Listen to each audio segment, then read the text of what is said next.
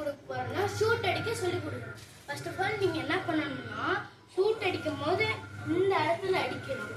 நீங்க கரெக்டா பால இங்க அடியில வைக்கணும். அதே மாதிரி உங்களுக்கு கர்வ் ஷாட் வேணும்னா நீங்க வந்து இப்படியே இப்படி கர்வ் பண்ணணும். ஃபர்ஸ்ட் உங்களுக்கு நான் ஷூட் அடிச்சுக்காங்க.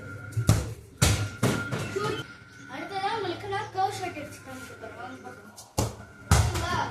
பால் ஸ்பின் ஆச்சா அவ்வளவுதான். இந்த டாஸ்க் முடிஞ்சிட்டு அடுத்ததான் உங்களுக்கு என்ன சொல்லி கொடுக்க போறேன்னா ரெயின்போ ஃபிளிப். நீங்க ஃபர்ஸ்ட் காலை இந்த காலை நீங்க இப்படி வச்சுட்டு இந்த காலை நீங்க இப்படி வச்சுக்கணும். ரெண்டுமே எட்ஜ்ல வச்சுட்டு பாலை நல்லா அழுத்திட்டு நீங்க ஃபர்ஸ்ட் நீங்க 3 ஃபோர்ஸ்ல முன்னாடி போகணும்.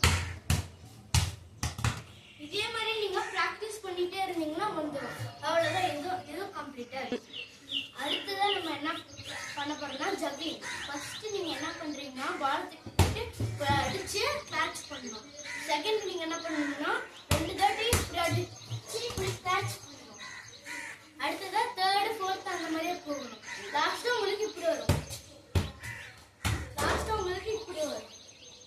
இருங்க உங்களுக்கு ஒரு தாட்டி பண்ணி காமிக்கிறேன்.